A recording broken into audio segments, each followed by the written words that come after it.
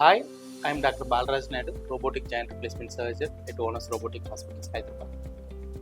We deal with all kinds of bone issues at Onus Robotic Hospitals, starting from shoulder, elbow, wrist, knee, hip and spine.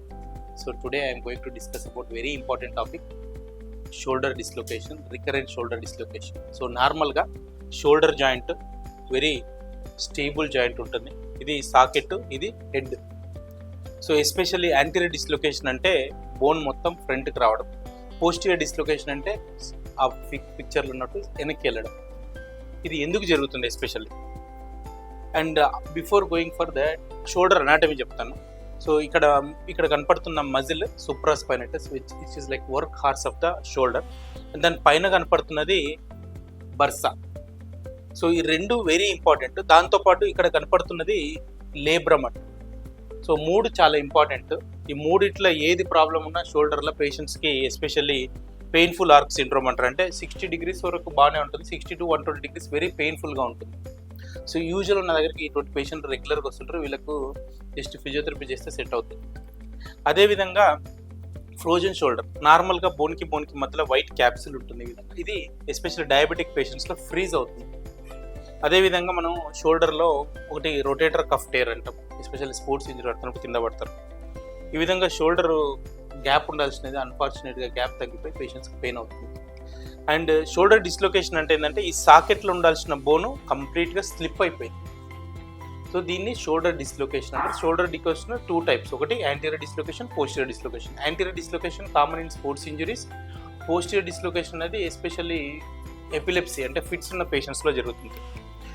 And దీంట్లో మనం number 1 reason especially injury అయినప్పుడు వాళ్ళకు కంప్లీట్గా labrum అనేది tear అవుతుంది. మీరు చూసినట్టయితే labrum అంటే ఇట్స్ లైక్ ఏ సాకెట్. ఆ సాకెట్లో బాల్ కంప్లీట్గా రొటేట్ అవుతుంది. ఎస్పెషల్లీ ఈ లేబ్రమ్లో ఉన్న సాకెట్ పోయిందంటే మనకు పేషెంట్కి డిస్లొకేట్ అవుతుంది. ఇక్కడ మీరు చూసినట్టయితే దీన్ని బ్యాంకర్ట్స్ లీజన్ అంటారు. బ్యాంకర్ట్స్ లీజన్ అంటే దీనిలో లేబ్రమ్ ఏదైతే ఉందో దాన్ని ఈ విధంగా బ్యాంకర్ట్స్ రిపేర్ చేస్తాం. ఇది ఆర్థ్రోస్కోపిక్ కీ హోల్ సర్జరీ చేసిన తర్వాత జస్ట్ 2 to 3 stitches వేస్తే కంప్లీట్గా లైఫ్ టైంలో మళ్ళీ డిస్లొకేషన్ కాదు.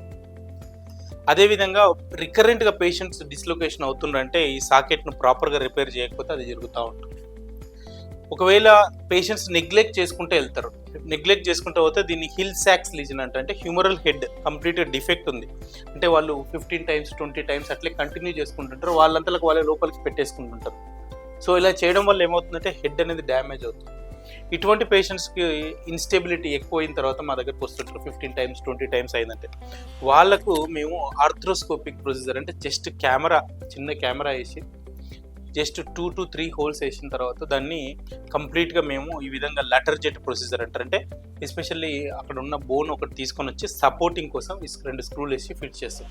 ఇది gold standard procedure for bone problem ఉన్నప్పుడు.